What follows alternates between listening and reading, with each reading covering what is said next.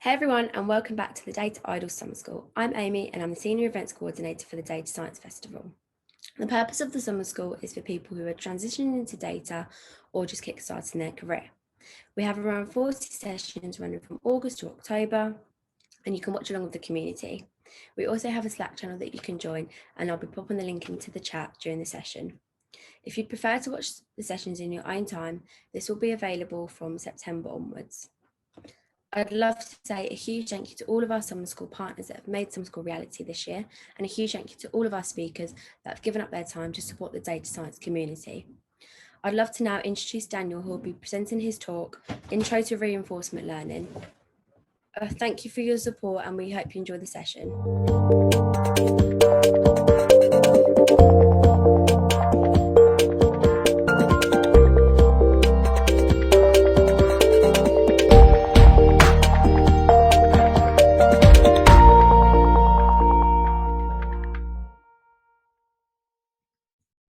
Hi, I'm Dan Cook. I'm here to talk about reinforcement learning, particularly with Atari games as the use case.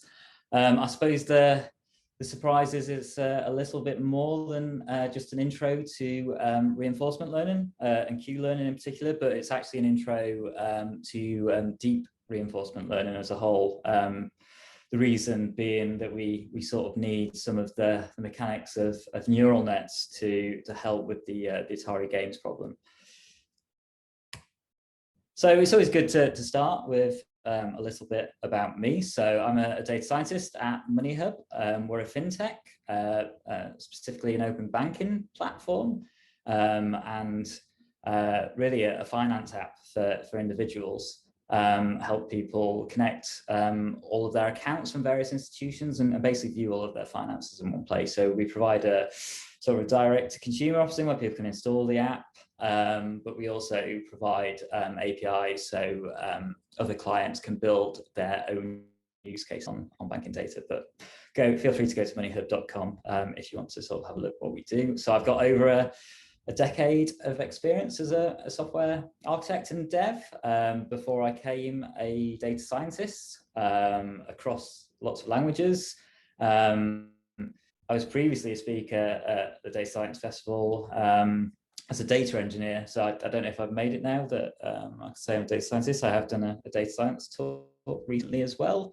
And I really got into data science through natural language processing.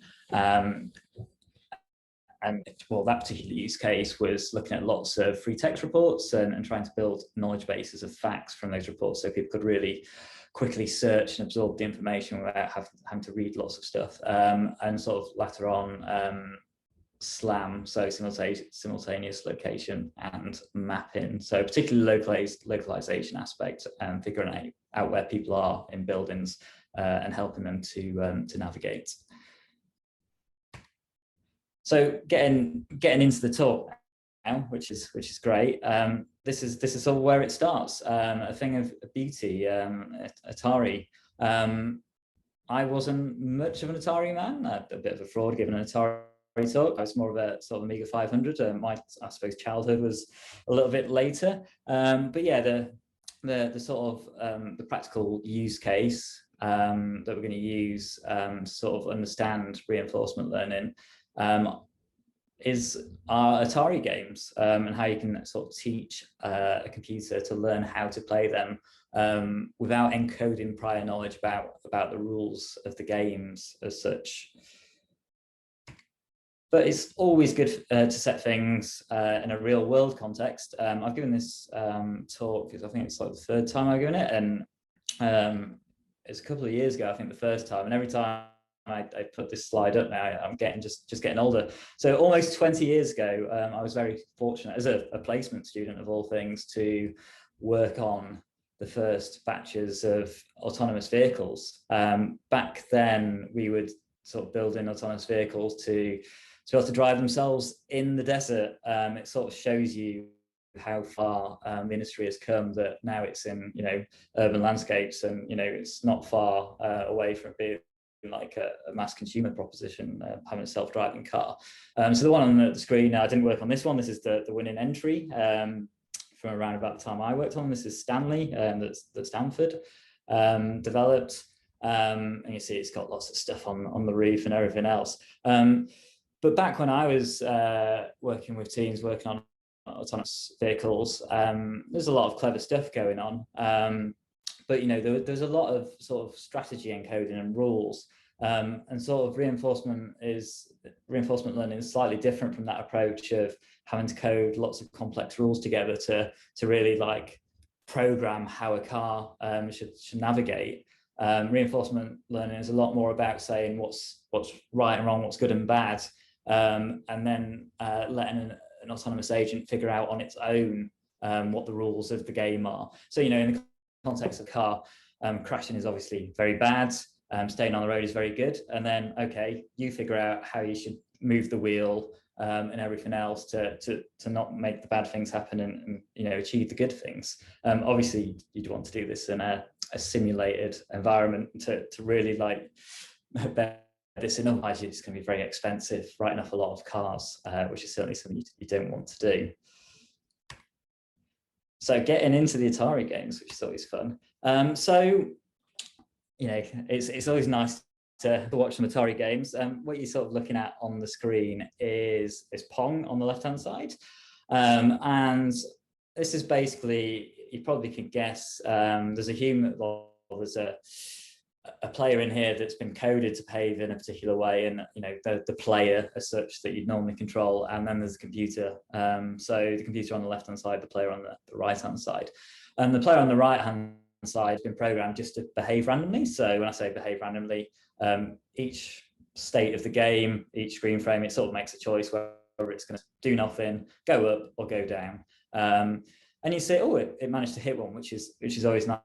But you sort of see the strategy of just doing random things doesn't really work out for our autonomous agent, our little very silly naive AI on the right hand side. It loses pretty much every point, and in this case losing 21-0, which you've got to get to 21 to win Pong. And similarly on Space Invaders, how well does behaving randomly get you? And it actually turns out on Space Invaders, not too bad. You can manage to like behaving randomly, going left or right or staying the same, or you can fire in Space Invaders. So you control the little player down at the bottom. It turns out behaving randomly, you still can get reasonable scores. So you can get back 200 points just by hitting the aliens. So in Space Invaders, I think this case I'll have to wait for it to hit some aliens to fully remember, but I think the bottom row gets you 5 points, the next row up 10 points, 15, 20, 25, 30, and then occasionally you'll see another ship fly across the top of the screen. If you hit that, you get lots of points, like 200 or so. The aim being you've got to clear all the aliens from the screen before I'm sure those people have played it before they get to the bottom, otherwise it's game over. And the aliens fire lasers and they may hit you, you get 3 lives. Once you've exceeded all 3 lives, it's game over as well. And you obviously fire lasers to strong ones. So in this case, our random agent didn't do too well. It got 90 points.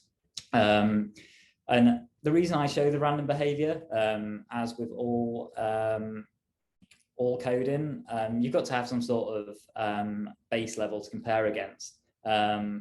So you want to establish what the sort of score is of a really naive strategy, then you want to build on that and do a lot better. So Space Invaders 200 points, Pong losing 21-0. That's what happens when you behave randomly.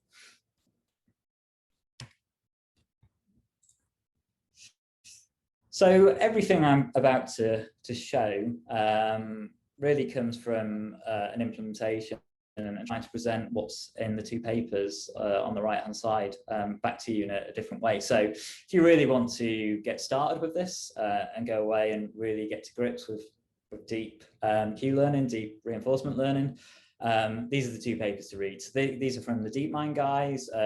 This is like the first papers in the field showing that deep learning and reinforcement learning could be fused together successfully.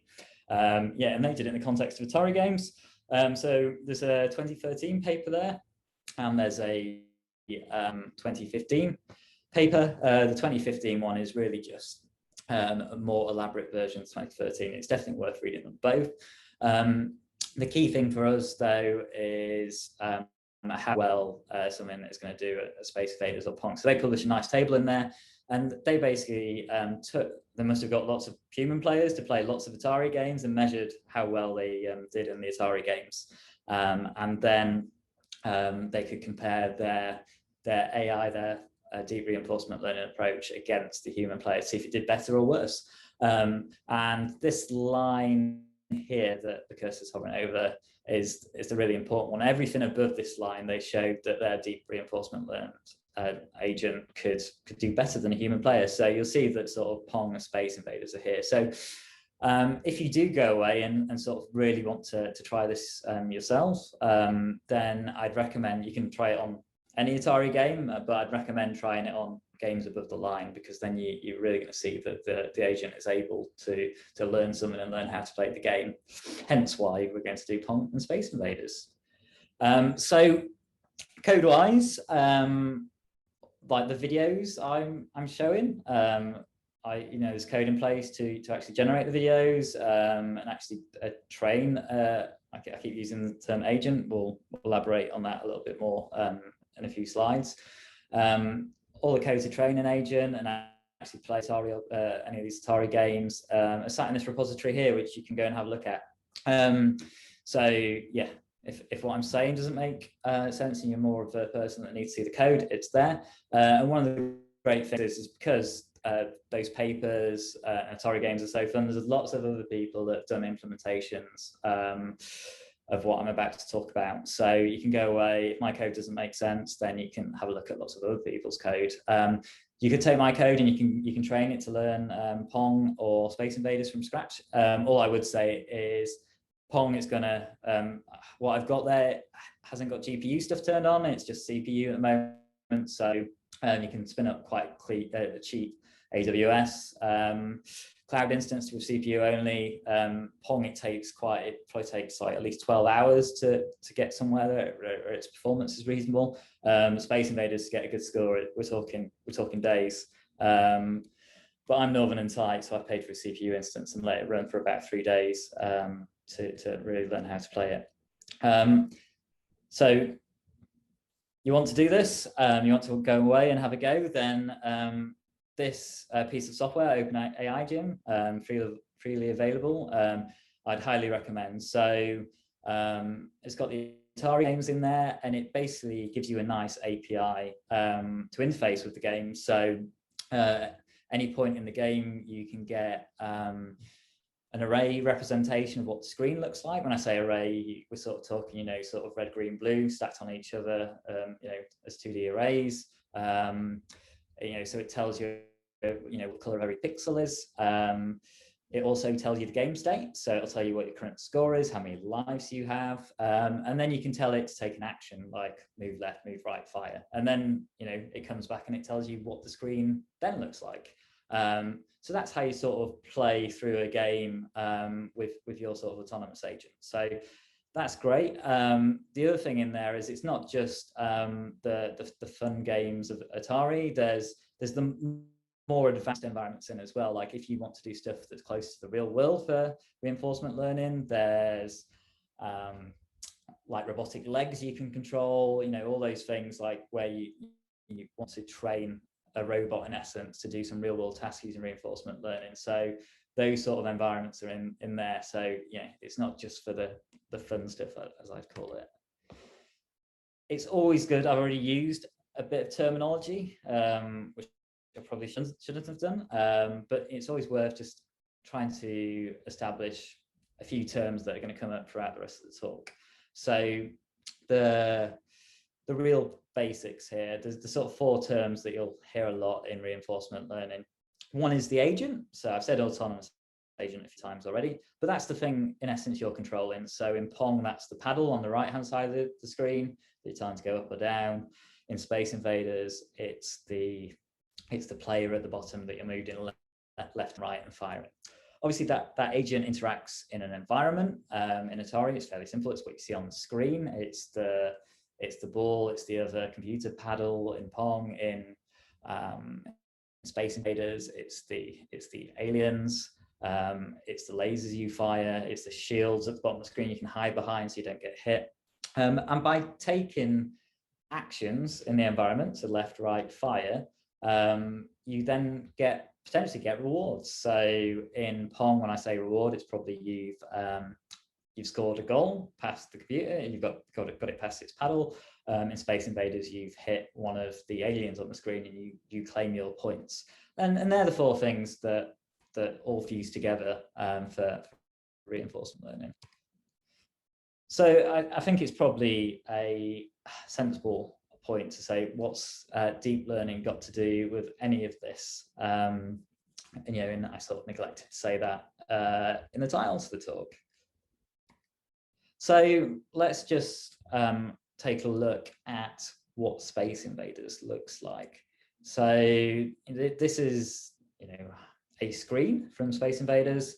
I've simplified it a bit by making it grayscale, but let's just imagine like every pixel is white or black.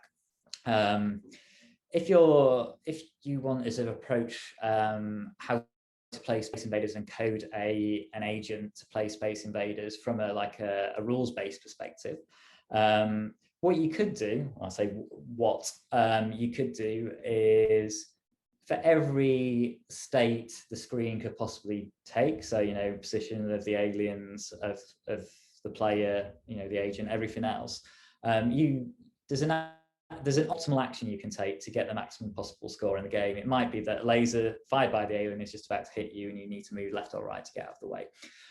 So you'd want to code that, right? You want to say, when the screen looks like this, go left, or when it looks like this, go right. But there's an inherent problem here in that I can't remember the exact pixel size of the screen, but it's something around like 84 by 84 pixels. And imagine every pixel on that screen can be black or white. So that's two states, and it's 2 to the power 84 by 84. That is encoding what the screen looks like at any given time. If you try and put 2 to the power 84 times 84 into your calculator, it's not going to do it. It basically, it's too big. The memory you'd require to store all the possible screen frames and what action you could take, you wouldn't have the memory to store that. So what you really need is something that can take a screen and then summarize it in a lot smaller memory space. You don't want to take up as many bytes to say, thinking about it naively, you want to say, the aliens are at these coordinates, the players at these coordinates, there's other representations you could use. And that's really where deep learning comes in. So, looking at this slide, in this particular case, we're using a convolutional neural net. It's good with images. And that's really what's doing the thing of getting input a screen frame, and then it's looking at that screen frame in some way and encoding it in a lot less bytes, in effect. It doesn't need to store the state of every pixel. And then as a result of looking at the screen frame, it spits out what you should do. So it actually, in the way I'm about to show it, it actually gives it signs of value to each action, and you want to take the action that's going to give you the most value, earning you the most points. So a laser might just be about to hit you, so move left or right would be the higher value states, and fire and doing nothing would be the things you didn't want to do. So that's what the sort of the CNN, the convolutional neural net, and the black box in the middle is really doing. Summarizing the screen, giving you a bunch of possible actions you can take with the value that they'll give you by taking them. And this is my, I'm sure there's going to be a very good talk on neural networks and probably CNNs and the rest of the summer school that you may have already been to. This is my very naive view. I used to have a year 7 chemistry teacher that always used to say to me, Dan, you won't understand it if I explain it fully. I don't know if that was quite condescending. So I'm going to give you a very simplified view of it, and just a more intuitive view of how it works. And then next year, come back and I'll tell you how it really works. The joke was you still had to come back next year because you were still at school. So CNNs have this concept of filters, and what they do is they slide left to right, top to bottom. They're a given number of pixels, a lot more number of pixels than the size of the screen, and they're looking for particular things. So in this example I've got on here, we've got a yellow filter that is looking for aliens. So every time it slides over, if it sees an alien, it'll probably say yes, I've seen an alien, or no, I haven't seen an alien. And down at the bottom, we've got this orange filter here that's looking for the lasers. And if it sees laser, it's like, yes, I've seen a laser. No, I haven't. And you can imagine if you've got things looking for the player, for the shields, the output of these are going to summarize what the current state of the screen is, which is great. You don't need to store every bit on the screen. You're going to slide a window down that basically summarizes everything it sees in that window, just to a yes or sort of no. And what do CNNs look like? I wouldn't worry too much about what the code is on this screen. Before I got to data science, I went to a lot of neural network talks, and I sort of got the impression there were these really complicated things that would be really hard to code, and then realized you could code one up in about 10 lines. I thought, wow, that's amazing. So I won't elaborate on too much, but neural networks have a sequence of layers.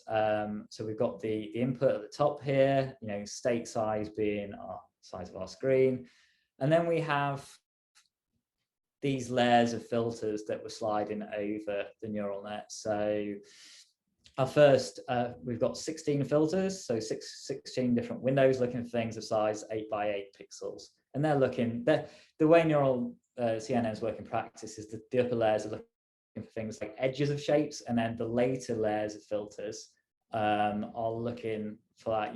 Once you've seen a few edges, you sort of can piece them together into objects. So that's sort of how it works. I think the key thing I'd say is you don't encode the knowledge up front that the CNN is looking for aliens, or it's looking for filters, or the player.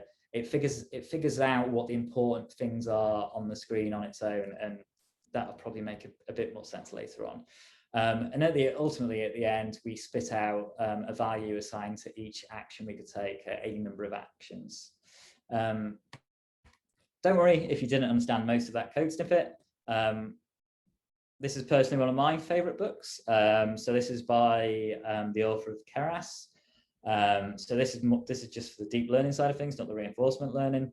And I think it's a really great book. So Keras being a framework that sits on top of TensorFlow. It's a really great framework.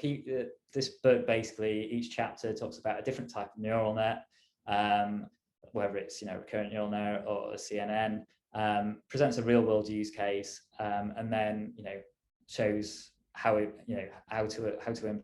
implement it and the results it gives. And he sort of does so without too much maths, a way that's more amenable to programmers probably. And I come from a software development background, so I found it initially a lot sort of easier to get along with. But it's a great book regardless of your backgrounds. So I sort of spoke about the filters in a CNN, figuring out what it should look for. And that's sort of linked to this point in a way. It's sort of, working backwards, once you know what's good and bad, it's sort of the neural net can adjust what it's looking for to make the right decisions. So how does it figure out what's good and bad? And the simple answer is it just does random stuff and sees what happens. And yeah, I sort of snuck this. Hopefully you still listen to me, and I snuck the maths in there as I was still talking. This is a really important formula in the whole context of things, and we sort of got straight into the heart of Q-learning, which is like a key reinforcement learning algorithm. And I spoke about we're going to be doing deep reinforcement learning. We're really doing sort of deep Q learning, but you can do Q learning without the deep element. And this is the Q learning formula. And basically, it's a table. It's a table that stores states and actions. So a screen, what does this current screen frame look like? And if you take a potential, or if you take an action in that screen frame, what's the maximum score you can get from that? What is the score you can obtain from doing that? In Space Invaders, how many points will you get at the end of the game by taking that action in the state that you're in? And this is the Q table. But obviously, up front, you don't know in any state what the score you'll get from that state is, because it may be the first time you've ever seen the game. So this comes to the whole thing, you've got to play it, but what you've got to initialize, you've got to start at some point, right? So you basically just initialize this Q table just to random values initially. So it's basically how good we think each action in each state is. At the start, it's completely random, but then we play the game and we do take some random actions in the game and see what happens for us. So I'm in a particular state, I take an action. If I fire a laser in Space Invaders, I may hit an alien. So I may get a reward from taking the action that I did. It might be 5 points because I hit an alien at the bottom. And by taking that action, it puts me in the state at t+1, the next state of the game. So we obviously started in state at time t, we moved to state time t+1. But if I wanted to achieve the maximum score from the state I've just arrived in after I fired my laser, I want to get like the maximum possible score I can get in Space Invaders. I basically need to take the maximum score in action from that point. So basically, at the next state I arrive in, I want to take the thing that's going to earn me the most points from the state I arrived in. So basically, what is the value of where we started and the action I took? Well, actually, the value of that is the reward from taking the action in that state, plus the maximum possible value I can get from the state I arrived in after I took the action. Add those two things together, and that's like the total game score I can get from that point. We live in a stochastic world, random things happen. So, if we didn't live in a stochastic world, it wouldn't be that far in the truth of saying, well, actually, these two things together should just be what the Q value for that state and action is. But sometimes, if I'm out walking, the wind might blow me and I might go off course or things like that. So sometimes, like if I take an action in a particular state, the reward could be different in certain circumstances. So you don't want to just move to this all at once. You want to sort of gradually move towards it. And that's what this whole subtraction in here is doing. It's basically taking the maximum score I can get by taking that action, subtract from how good we thought being in that state was previously. So that's like a delta. And then this little thing here, like you might say it's 0.1. So you just move gradually towards the delta. So basically take how good we thought the state was and move gradually to how good we found out it to be from taking the action. Maths might be too much. Certainly, it took me a long time to grasp the Q learning formula without actually implementing things and really getting to understand it. So just trying to present that a different way with a sort of very simplified grid view of the world. So we've got this environment here that we've got 2 bombs and the gold. The aim of the game is to collect the gold, and then we complete the level, we get the points. And I start here, but every time I take a step, I lose a point. If I step into one of these squares with a bomb, I lose 10 points. But if I collect the gold, I get 10 points. So, what should I do to get the maximum possible points in this game? And it's helpful to sort of think about this backwards. Like if you've done recursive programming, what's the sort of case where you bottom out? So if we consider the square up here, then we know we need to step east or step to the right to collect the gold. By stepping right, I'll lose a point because I took a step, but I collected the gold, right? So I get plus 10 points. So basically the score I'd get if I did that would be plus 9. If I went south, I'd take a step and I hit the bomb, so -1, -10, I'd get -11 points. if I step west, I just get -1. I land in that square, took a step, didn't really collect anything. So, there's 3 possible scores I can get from this grid square, assuming it doesn't wrap around. So the optimal value I can get from this state is +9, and that's if I'm in this state and I take an action of going east. So that is the sort of Q value for that square. And sort of just like playing this through, you can see this sort of naturally happens, right? The maximum value I can get from this square here, my start point, is 4, because I'm going to step, step, step, step, step, step, collect the gold. And if you add all those -1s together and the golds, you've got a score of 4. That's the maximum value I can get in this square, because you imagine if I tried other routes, like if I tried to go this way, like north into the bomb to the golds, sort of -10 +10 cancel out, but I took 2 steps. So like a -2 would be the case if my Q value for being in this square with this square, this is the state, and taking an action going north is -2 in effect. So if I adopt a strategy where I'm always going to trying to jump to the squares with the maximum value, you can see that's going to get me to sort of the gold with the highest possible score, which is sort of the formula on the other page. Take the action with the optimal Q value, the optimal state action pair. So there's an inherent problem here, especially if I'm playing this game and I don't get upfront visibility of what the world looks like. I just can see the grid square I'm in. I can't see the map. I can't see where the bombs are. I can't see where the gold is. All I know, let's say all I can know is I'm allowed to know what directions I can move in given the bounds of the square. I don't know where the gold is initially, so I've got to somehow find it. And that's where this whole behaving randomly comes in. So that's how I explore and figure out what's going on. But you can't just behave randomly, because you'll never, especially in more elaborate games where you've got to progress, you have to go quite deep into the game to find the answer, or solve the problem, get the gold. If you behave randomly, you might forever just go around in circles at the start, a bit like me when I'm at a new place I've never been before, and I don't know where I'm going.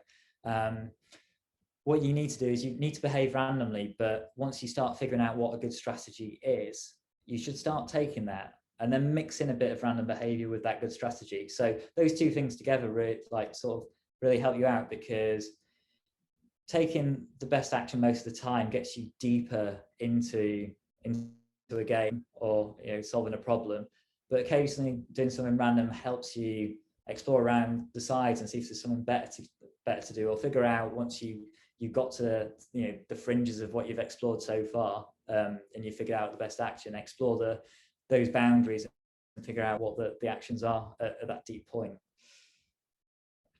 So just throwing it back on the screen again. So this is Q learning. As I said, you don't have to use any of the sort of neural net stuff to do Q learning. You can use Q learning on certain problems. How does this sort of fit into the neural net side of things that I've been talking about? So what you're sort of looking at here is the training method, the API call to actually fit the neural net. And this is sort of how it plays out. The old state batch, in this case, don't worry about the terminology, the terms used too much. But in your neural net, you're effectively feeding in and saying the screen looked like this, and taking an action on that screen gave you this reward. And that's sort of the output that you're training the neural net on. So your input state is the screen, your output state is the value of taking an action on that screen. Those 2 things go either side of the neural net, and you let it just train in the middle, and by that mechanism it figures out what the CNN filter should be looking for, and how to really represent the screen and spit out the value of a particular action for that screen. And that's, yeah, it really sort of is that simple in a way. And a key thing is like neural nets move by gradient descent and gradually moving towards the right answer by adjusting weights. And, you know, that whole thing I said about adjusting towards what we think the state should be, that, you know, that's sort of built in with the sort of learning rate of the neural net. Like the really observant out there might have gone, hang on a minute, like lasers like go up and down, aliens go left to right, the ball goes towards a paddle or goes away from a paddle, and I've only like shown 2D frames so far, so like that temporal element is lost a little bit. Like, how do you know if I fired the laser or I'm about to get hit by the laser from an alien? And, you know, and the answer is quite simple in a way. It's like you just stack screen frames on top of each other, because obviously if you stack frames on top of each other, you bring in that temporal element. Depending on what way you read this, it could be that the frame at the back here is the oldest point in time, and the one nearest to us is the most recent point in time. And in that case, you know, the alien has fired the laser and it's about to hit us. Or alternatively, you could interpret maybe it's the other way around, that this frame at the front is the oldest, and this one here is the I forgot which way around I said it, but the other way around. So it might be us that fired the laser. So, you know, the sort of really exciting bit, like how does this play out? So this is a deep reinforcement learned, that's like the word, you know, an agent trained by deep reinforcement learning, and it basically plays Pong like a boss. It figures out this strategy where all it needs to do is hover around at the bottom of the screen here and occasionally pop up and smash the ball back, and it knows it's going to get it past the computer. So, you'll see in a moment maybe that occasionally this agent loses a point. Oh, it's just lost the point. There it goes. So what I learned by training an agent to play Pong was, however Pong is coded, I think it's completely deterministic. They have coded it that if the ball is here, computer side, take a certain action. So like when I first trained my agent, what you normally do in reinforcement learning is when you're training, you do that strategy of exploration versus exploitation, random stuff with taking the best option, like blended together. But when you actually come to run the thing, you remove the random element out of there, and you just let it play out the best strategy. But I found in Pong that wasn't helpful because of this whole deterministic strategy of the computer player. Sometimes you could get in a cycle where it just bounced the ball backwards and forwards, like they got stuck in a loop of just like determinism. So my Pong player, in fact, the Atari agents in general, once they've been trained, still have a little bit of a random element there, just to make sure they don't get stuck in that weird loop where they play a forever game against the computer.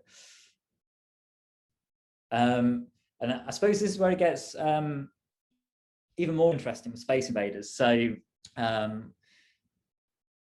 one of the things about reinforcement learning that I've not really spoken about is the reward function. So I've sort of, I just hit the mothership there.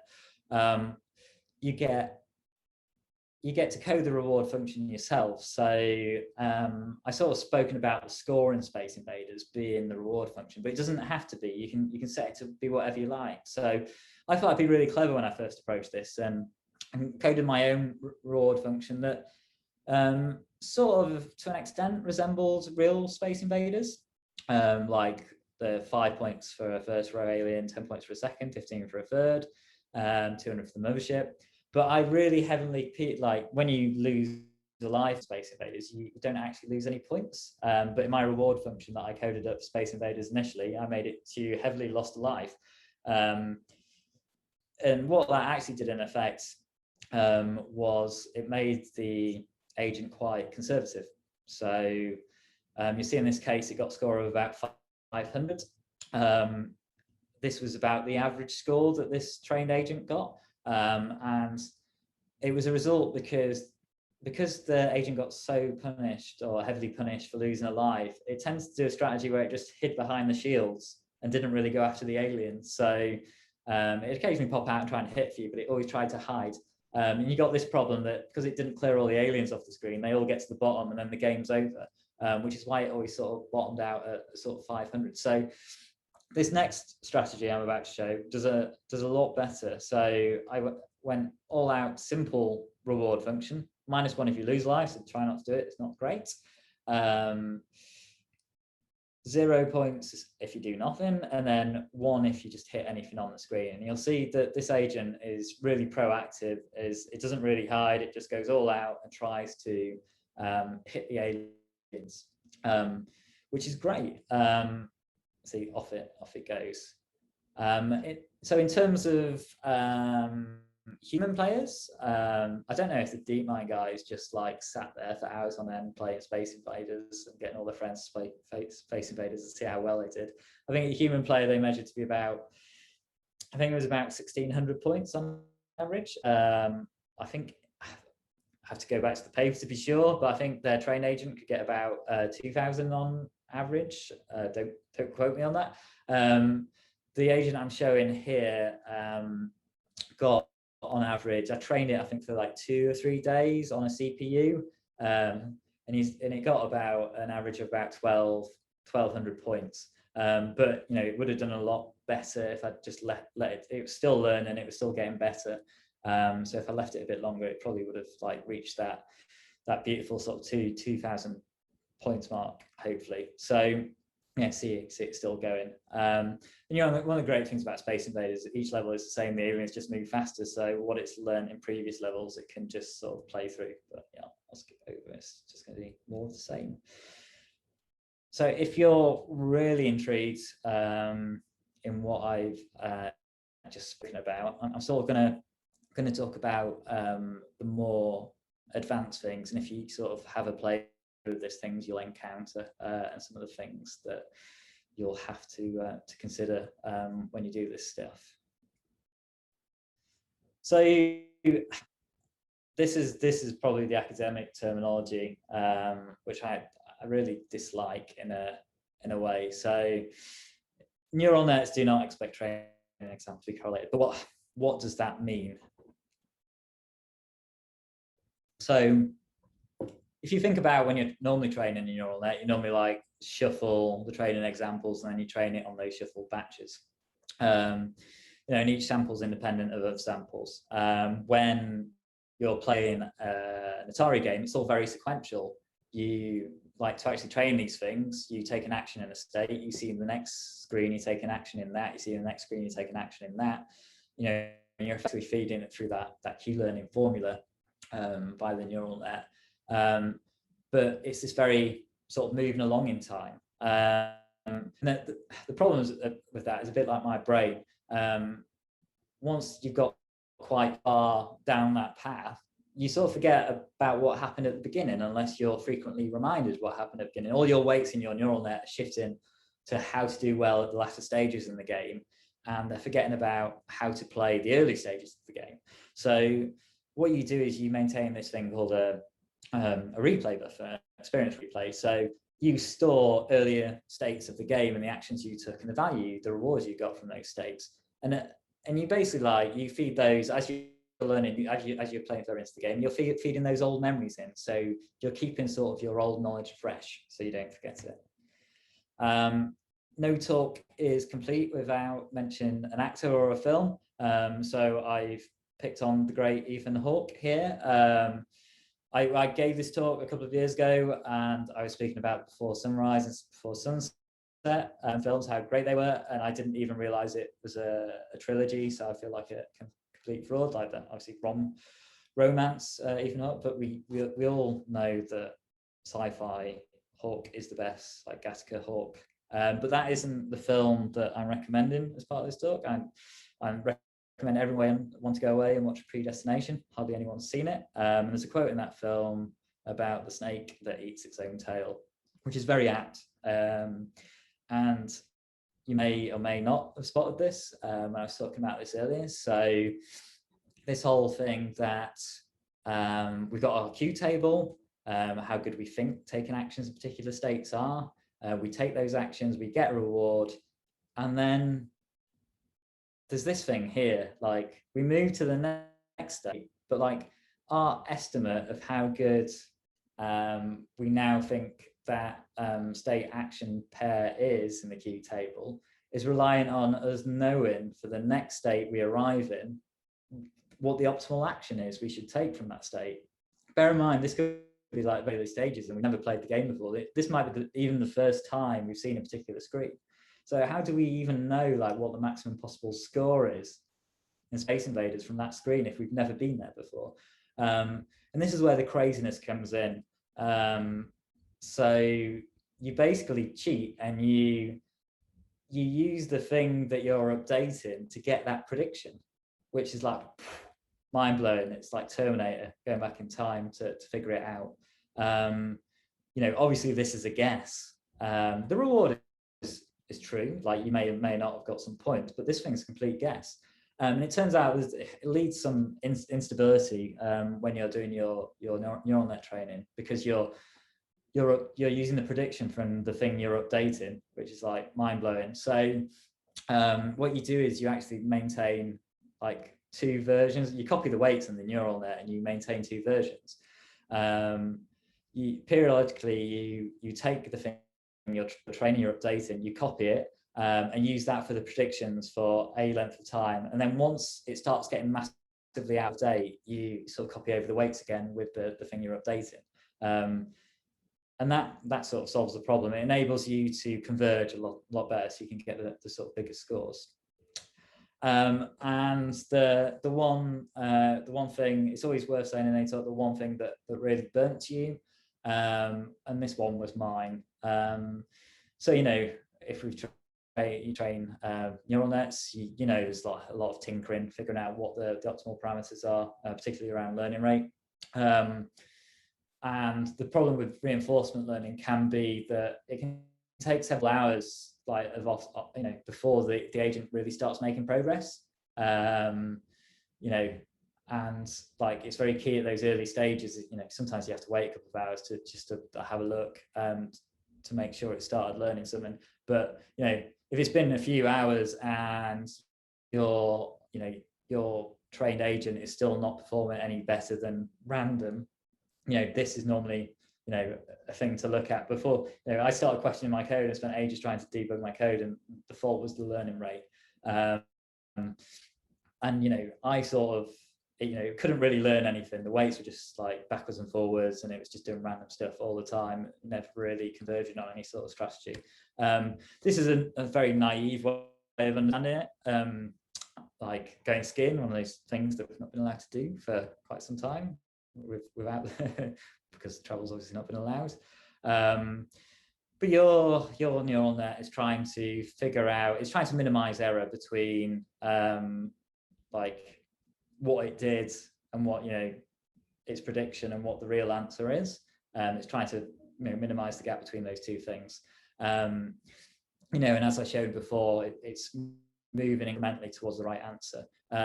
And like that whole stochastic thing and everything else, you can jump too far if your learning rate's too high. In essence, like what you want to do is you want to slide down the error slope to get minimize the error as quickly as you can. But you don't want to just make a massive leap, because you could completely miss the optimum and go past it, and sometimes you can end up hopping around either side of this sort of error curve and not really making any progress, if that makes any sense. Hopefully you've enjoyed the talk. Feel free to reach out to me. That's my Twitter. I'm sure my LinkedIn and other details will be available. There's my GitHub repo. So if you do go away, and the best way to learn some of this stuff is just to have a go. Have a go, have a look at my repo. If you've got any issues or questions, feel free to raise them on there, and I'll get back to you. And enjoy the the rest of the talks in the summer school. Thank you very much.